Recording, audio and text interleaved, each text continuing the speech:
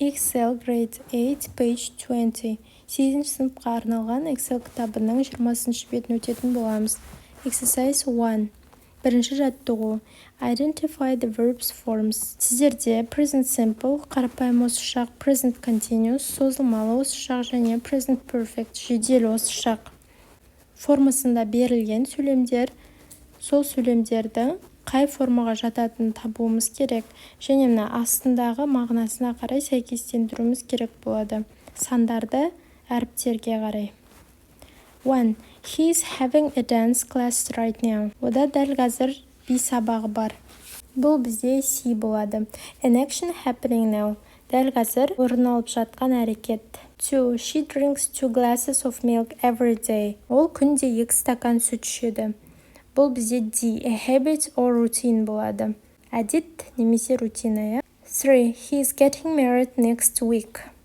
Ол келесі апта үйленгелі жатыр. Бұл бізде E болады. A fixed future arrangement. Белгіленген болашақтағы оқиға. She is studying for her exams these days. Ол осы күндері экзаменге дайындалып оқып жүр. Бұл B болады. An action happening around the time of speaking. Сөйлеп жатқан аралықтағы уақытта болып жатқан әрекет бұл. 5. I've only been here since March. Мен тек наурыздан бері осындамын. Бұл бізде F болады. An action which started in the past and continues to the present. Өткен шақта басталып, қазіргі уақытта жалғасып жатқан әрекет. 6. She works as a teacher. Ол мұғалім болып жұмыс жасайды. Бұл бізде A болады. A permanent state. 7. She has read Oliver Twist. Ол Оливер Твистті оқыды. Бұл бізде H болады. An action that has happened at an unspecified time. Нақтыланбаған уақытта болған әрекет. Water boils at 100 degrees. Су 100 градуста қайнайды. Бұл бізде G болады. A general truth or law of nature. Жалпы шындық немесе табиғаттың заңы. Exercise 2. Stative verbs. Күйді білдіретін етістіктер. Сол туралы ереже берілді. Stative verbs describe a state rather than an action. Күйді білдіретін етістіктер әрекеттен гөрі күйді, яғни состоянияны суреттейді. Stative verbsқа бізде like, love, hate, look, seem, want, need, forget, remember, know, suppose деген етістіктер жатады. They do not usually have continuous forms. Олардың әдетте continuous, созылмалы формасы болмайды. Some stative verbs can have continuous forms, but they differ in meanings. Кейбіреулерінде болуы мүмкін созылмалы формасы, бірақ олар мағынасында айырмашылығы болады олардың. I think he's doing his homework. Мен ол үй тапсырмасын орындап жатыр деп ойлаймын. Яғни оның сенімі. Адам сенімді болып тұр. Енді I'm thinking about going to the gym. Мен залға бару туралы ойланып жүрмін дейді. Бұл жерде яғни шешім қабылдау процесс болып жатыр. Exercise 3. Үшінші жаттығу. Put the verbs in brackets into the correct tense. Give reasons. Жақшаң ішіндегі етістіктерді дұрыс формада қою қажет. 1. She always takes the bus to school. Бұл жерде біз takes-ті қойдық. Ол осы жақ. Ол мектепке әрқашан автобуспен барады. Өйткені always сөзі қолданылған. Always әрқашан бұл present simple'дың уақытты білдіретін сөзі. 2. Jaina appears to be very happy today. Бұл жерде де present simple'ды қолдандық. Өйткені ол күйді білдіретін етістік appear деген. Жайна бүгін өте бақытты болып көрінеді. 3. They aren't coming with us to the cinema this evening. Олар бүгін кешке бізбен бірге киноға бармайды. 4. Алимжан hasn't finished that novel yet. Алимжан әлі өзінің романын бітірген жоқ. 5. Jeff is thinking about going abroad on holiday this year. Jeff биыл шетелге демалуға баруды ойлап жүр. 6. We have never eaten Mexican food before. Біз бұрын ешқашан мексикалық тағамды жеп көрмедік. Exercise 4. Төртінші жаттығу. Read the examples. Which tense do we use for? Timetables, future arrangements. Мысалды оқы. Біз кесте үшін, яғни расписание үшін қай форманы қолданамыз? Ал жоспарланған оқиғалар үшін қай форманы қолданамыз? Use the notes to act out short exchanges. Және сіздерге мында мысал берілген ғой, сол сияқты етіп қазір мысал құрастыратын боламыз. Бірінші film starts пен сіздерге мысалдар берілген. What time does the film start? Фильм сағат нешеде басталады? It starts at 9, so we are meeting at 8. Ол 9-да басталады, сондықтан біз 8-де жиналамыз. Жалпы біз кесте үшін, мысалы расписание үшін present simple'ды қолданамыз. We use present simple for timetables and present continuous for future arrangements болады. What time does the tour start? It starts at 6, so we are leaving hotel at 5:15. What time does the flight depart? It departs at 8:45, so we are leaving for airport at 6 o'clock. Бесінші жаттығу. Жоғарыда сіздерге already, just, yet, ever, never сөздері берілген. Солардың арасынан дұрыс сөзді таңдап қоюымыз қажет. 1. I've already had lunch. Мен уже обед ішіп алдым деген сөз. 2. She hasn't done her homework yet. Ол әлі өзінің үй тапсырмасын орындаған жоқ. 3. We've just had dinner. Біз жаңа ғана ужин ішіп алдық. 4. Have you ever played the guitar? Сен гитара ойнап көргенсің бе? Негізі ever сөзі бізде когда-нибудь деп аударылады. Қашанда, бұрын соңды деген сияқты аударсақ болады қазақшаға. Бұрын соңды гитара ойнап көргенсің бе деп. 5. He has never been to Paris. Ол Парижде ешқашан болмады. Next page, page 21. 21 бет. Exercise 6. Read the theory. How do we form the present perfect continuous? 6-шы жаттығу. Present perfect continuous формасы берілген сіздерге. Ол қалай жасалады? Бірінші есімдік тұрады. I, you, we, they, немесе he, she, it. Одан кейін have, немесе he, she, it болса has, plus been сөзі болады. Одан кейін етістігімізге ing формасы жалғанады. Бұны біз қай жағдайда қолданамыз? Осы present perfect continuous'та.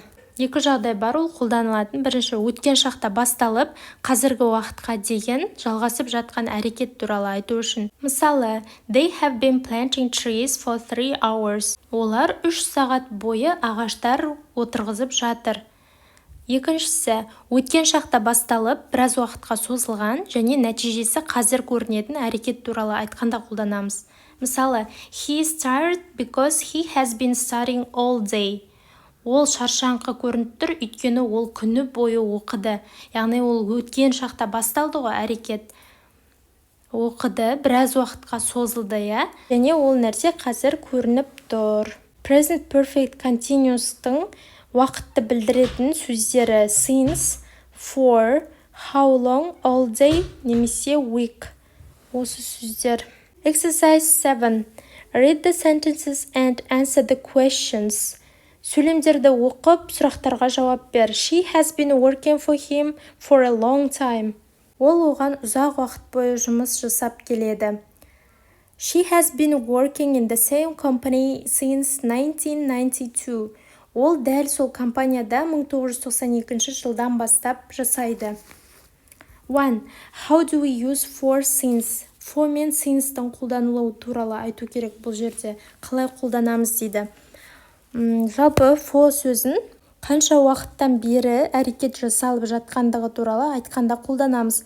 Қазақшаға бойы деп аударсақ болады. Мысалы, мынанша уақыт бойы. Ағылшынша оны былай айтамыз. We use for when we measure the duration of something or how long it lasts.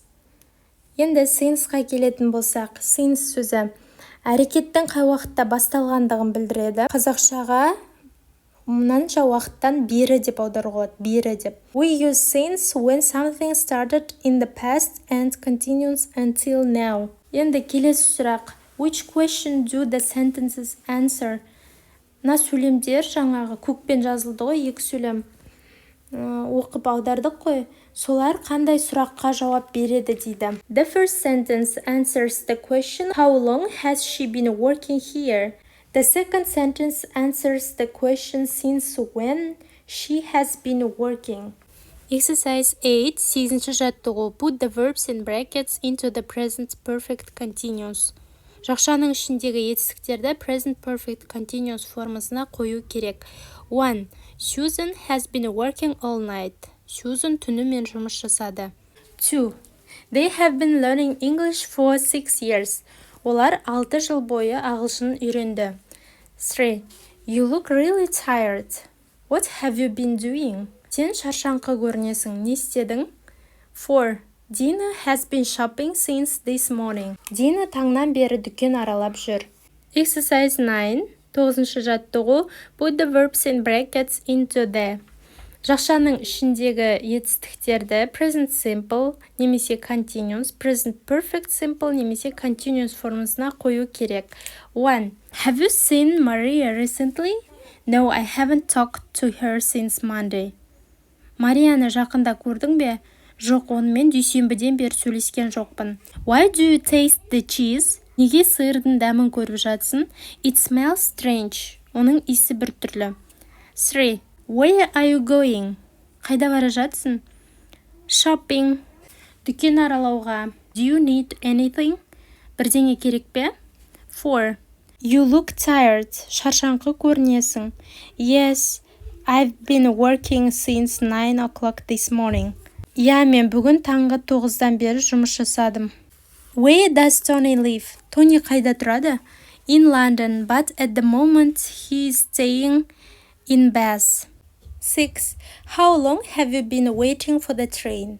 Пойызды қанша уақыт күттің? I have been here since 10 o'clock. Мен 10-нан бері осындамын. Exercise 10. 10-ші жаттығу. Read the theory. Then form adjectives from the words in bold to complete the sentences. Алдымен теорияны оқы, одан кейін ақшаның ішінде тұрған сөздерден сын есімдер құрастыр дейді. Көп нүктені сол сөздермен толықтыру қажет. Forming adjectives. We use these suffixes to form adjectives.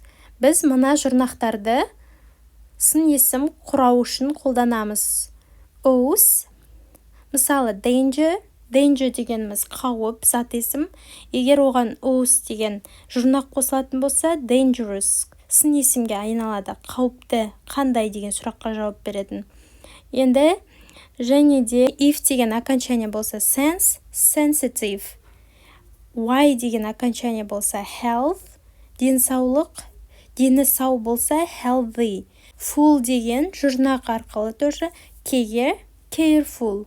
Қазір енді осы жұрнақтарды жалғау арқылы сөздер құрайтын боламыз. Инжу likes to wear clothes made by famous designers. Инжу атақты дизайнерлердің киімін кигенді ұнатады. 2. What's a beautiful day? Let's go for a walk. Қандай әдемі күн? Серуендеп қайтайық. 3. You need to tidy up your room. It's very messy. Сен бөлмеңді тазалауың керек. Ол шашылып жатыр. 4. There are many impressive malls in Astana. Астанада тамаша сауда кешендері көп. That's it. Goodbye.